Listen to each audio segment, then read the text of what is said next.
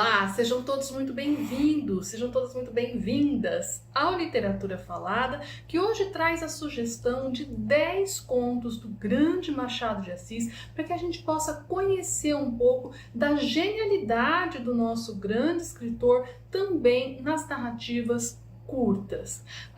O Machado de Assis foi um dos responsáveis por desenvolver o conto na literatura brasileira. O conto ele surgia aí na época do Machado com força na Europa, especialmente na França. Teve vários mestres lá, como por exemplo Guy de Maupassant, e o Machado começou a praticar esse gênero narrativo, começou a publicar contos em revistas, especialmente em revistas voltadas ao público feminino de início, e ele escreveu muitos textos desse tipo, e eu escolhi 10 dessas narrativas para que a gente possa conhecer alguns contos marcantes do Machado de Assis.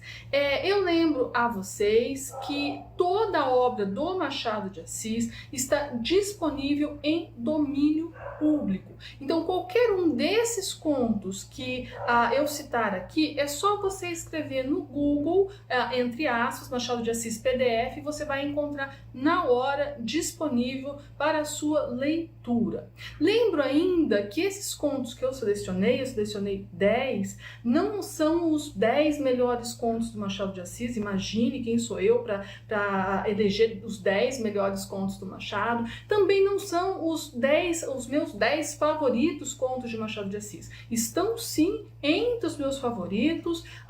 São contos que foram e são marcantes para mim ao longo do meu processo aí de estudo do Machado, dos muitos anos em que eu dei aula. Vários deles, não todos eles, eu utilizei em sala de aula, e são os 10 contos que primeiro me vieram à mente quando eu resolvi fazer este vídeo, né? Eu, até por uma questão de pesquisa, uma questão profissional, eu já li, né, toda a obra do Machado, já li todos os contos dele, muitos deles mais de uma vez, e eu fiz questão de não retomar a lista dos contos que ele escreveu e publicou para fazer essa seleção, mas eu quis pegar os 10 primeiros que vieram à minha mente, justamente os 10 que hoje despertam, aí surgem na minha mente de maneira mais imediata. Se eu fizesse esse mesmo vídeo daqui a um ano, daqui a 2 anos, é possível que alguns eu teria substituído por outros, substituiria eventualmente por outros, mas são esses os 10 contos que hoje me parecem assim super marcantes do Machado, e que são uma super oportunidade de conhecer ou de retomar o trabalho do Machado na escrita de narrativas curtas.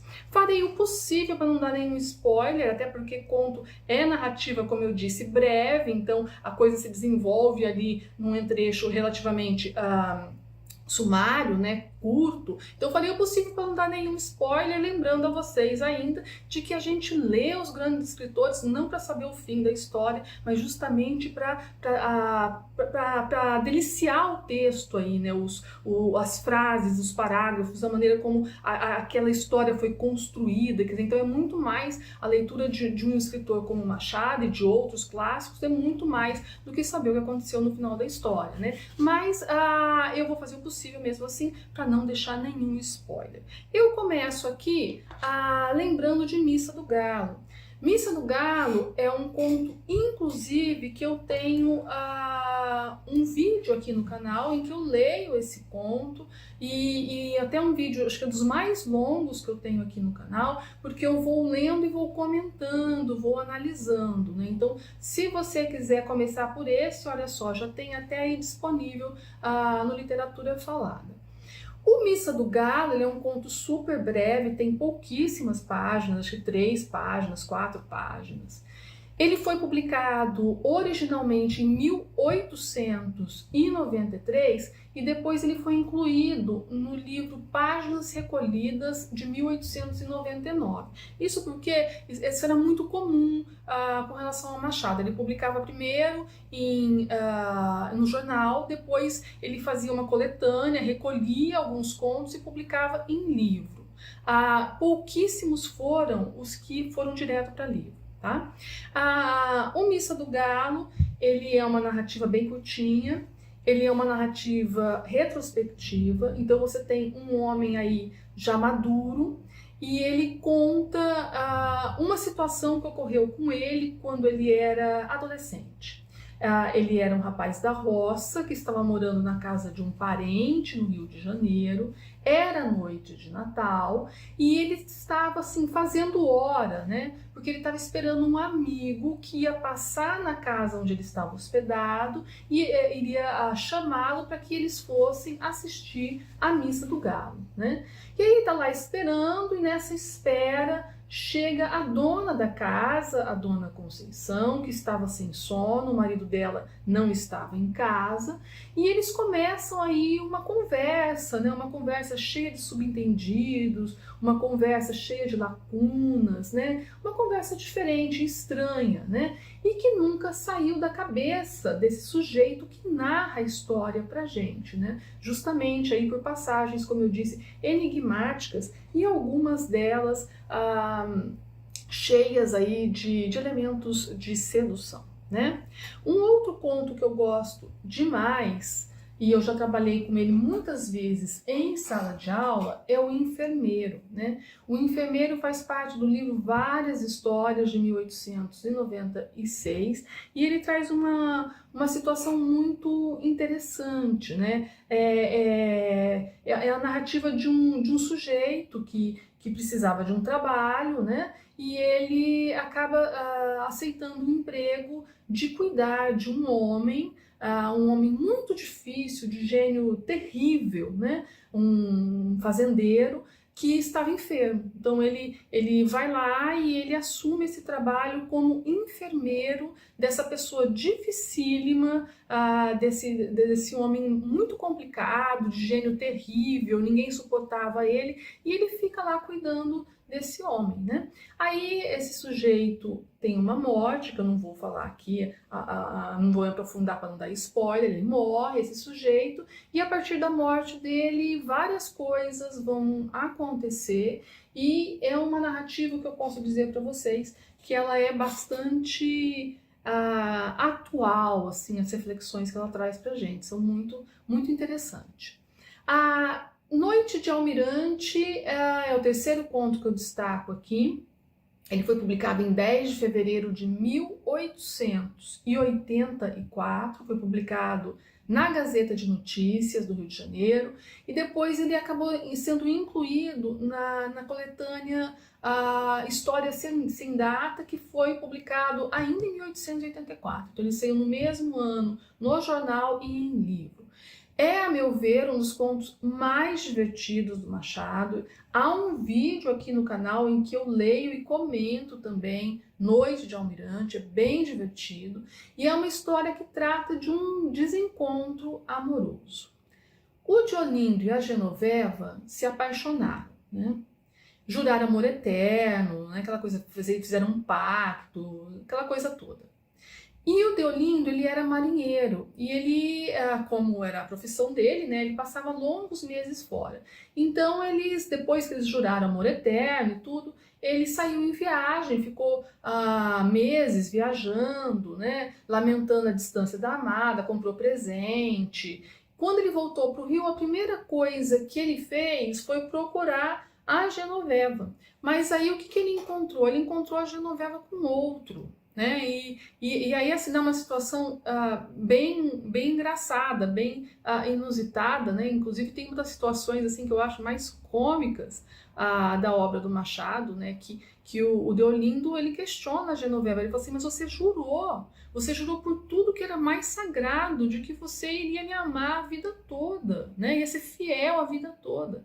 E ela responde para ele, ela fala assim, jurei, e quando eu jurei, era verdade. Mas aí as coisas mudaram, eu conheci um outro moço e me apaixonei por ele.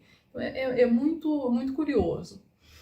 Um outro conto, você deve ter percebido que eu não estou seguindo nenhuma cronologia, né, de publicação, eu estou somente elencando os textos, né?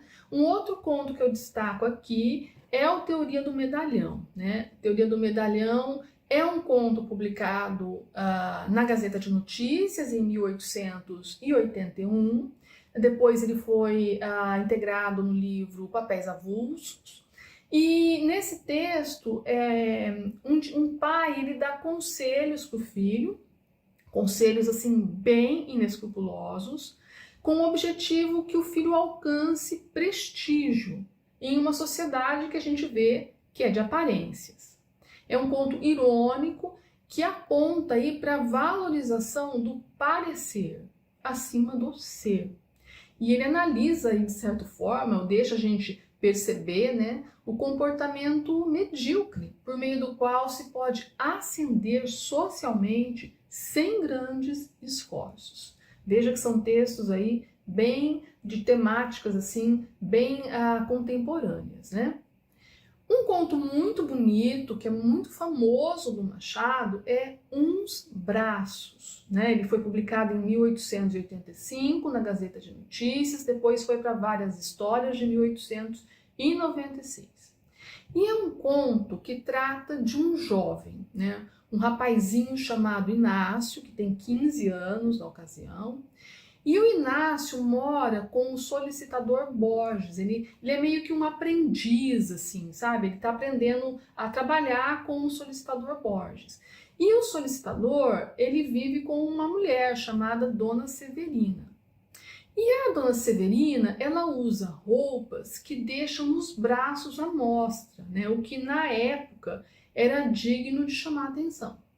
E o menino, ele se sente assim atraído, ele fica assim hipnotizado pelos braços dela. E aí ele começa assim a sonhar com a Dona Severina, né? Enfim, ele começa ali a viver uma certa paixão, um amor platônico por ela, né? A questão se complica porque acaba ficando no ar se ela também não desenvolve algum sentimento por ele, né? Então eu não vou além disso aqui na minha explanação, mas é um conto assim, cheio de subentendidos e de sentimentos velados, né? E de algumas máscaras que são necessárias que sejam mantidas, né? É um conto bem bonito, bem legal. Pai contra Mãe é o 6º conto que eu elenco aqui. Ele foi publicado em Relíquias da Casa Velha em 1906 e ele foi escrito cerca de 18 anos depois do fim da escravidão no Brasil, e é um dos únicos contos do Machado que trata explicitamente sobre o tema da escravidão.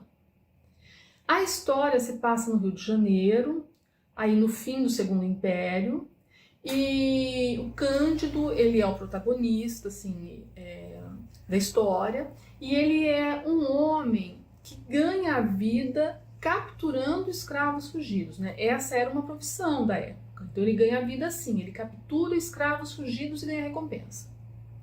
E ele está passando por uma situação assim, de extrema penúria na ocasião do nascimento do filho dele. Ele e a esposa, inclusive, pensam em deixar o bebê naquela roda dos enjeitados, porque eles não tinham como sustentar o menino. Mas aí, ele passando pela rua, ele vê que busca uma escrava grávida. Inclusive, quando ele sai com o bebê para eventualmente deixá-lo na roda dos enjeitados, ele acaba vendo essa escrava grávida, né? Veja, ele é o pai, né, com o bebê nas mãos, ela é a mãe grávida, a escrava fugida, pai contra mãe, né? E aí ele deixa o bebê, acho que numa farmácia, né? E vai atrás da escrava, né? Então, pai contra mãe. Quem que você acha que ganhou essa batalha? O 7º conto, O Caso da Vara, que também é um conto bem conhecido do Machado, foi publicado na Gazeta de Notícias em 1891 e depois foi para Páginas Recolhidas, né? Outro livro do Machado. E é um conto que fala sobre a história do Damião.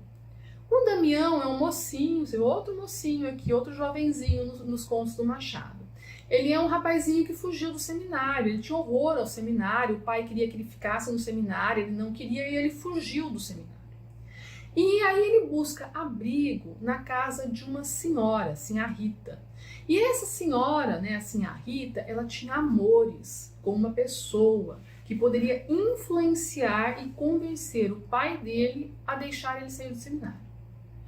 Porém, assim, a Rita tinha também escravas trabalhando para ela. E dentre elas tinha uma mocinha, bem magrinha, de uns 13 anos, que se chamava Lucrécia. E a Lucrécia é bem maltratada pela Sinhá Rita. E o Damião, vendo a situação, ele fica assim meio que, ele tem pena da Lucrécia. Ele promete para ele mesmo que ele vai apadrinhar a Lucrécia e não vai deixar que a Sinhá Rita faça nenhuma maldade com ela. Mas aí, ao longo da história, coisas acontecem e que podem mudar essa intenção do rapaz. Tem que ler para ver o que há. O oitavo conto, um que não poderia faltar aqui, é O Alienista, né? O Alienista, ele foi publicado em 1882, quando ele aparece incorporado ao volume de contos Papéis Avulsos, sendo que ele havia sido publicado previamente na revista A Estação, de 15 de outubro de 1881 até 15 de março de 1882. Por que ele foi publicado ao longo de tanto tempo? Porque ele é um conto extenso. Há quem diga, né, na verdade há vários estudiosos que dizem se tratar de uma novela e não de um conto, porque ele é bem extenso. E é um texto assim com toques de humor, meio que um humor negro, mas há humor, né? E é a história do Dr. Bacamarte. O Dr. Bacamarte, ele era um alienista. Alienista era a maneira como eram chamados os psiquiatras na época. Então a psiquiatra era alienista. E o Bacamarte, ele cria a Casa Verde. A Casa Verde é um local para que ele realize aí estudos inéditos sobre a mente humana. Mas, ao longo da história, ele acaba se perdendo na loucura dos outros e dele próprio. Pois é, O Espelho. O Espelho é um conto publicado originalmente em 8 de setembro de 1882, na Gazeta de Notícias. Depois ele foi recolhido em Papéis Avulsos daquele mesmo ano. É um conto que mostra a habilidade do Machado em desenvolver uma trama de temática filosófica e de profunda reflexão. Como anuncia o subtítulo do conto, o subtítulo é Esboço de uma nova teoria da alma humana. Ele vai anunciar uma nova teoria, uma teoria metafísica sobre a alma humana. Esta é consistente no desempenho social quando ostentamos máscaras. Fora do espaço público, ela é dúbia e esconde verdades do qual as pessoas mal se dão conta. É isso que a gente vê por meio do personagem que o Machado cria no Espelho. Por último, eu cito aqui a Cartomante. A Cartomante é um conto curioso, você vê que todos eles são curiosos para mim, senão não estariam aqui entre os 10, né? Ele foi publicado originalmente na Gazeta de Notícias em novembro de 1884, dia 28 de novembro. Depois ele foi incluído no livro Várias Histórias, de 96, e é uma história que dá conta dos amores de Camilo e Rita. A Rita era uma mulher casada com Vilela, amigo de infância do Camilo. Então você vê que você tem aí um triângulo amoroso, né, e uma traição. A questão é que a Rita estava com medo de que o marido soubesse do caso, porque ele andava meio estranho, né? E aí ela resolve consultar uma cartomante para saber sobre o futuro, para saber se algo de ruim poderia acontecer a ela e ao amante, né? É um conto aí inusitado e bem interessante. Bom, são todas narrativas curtas, com exceção do Alienista, que é um pouco mais extensa. Lembrando a vocês, mais uma vez, que toda a obra do Machado está em domínio público. Você encontrará qualquer um desses textos rapidamente no Google ou em qualquer outro site de busca, e boa leitura. Se gostou, deixa o seu like, não esquece de se inscrever no canal e até o nosso próximo encontro.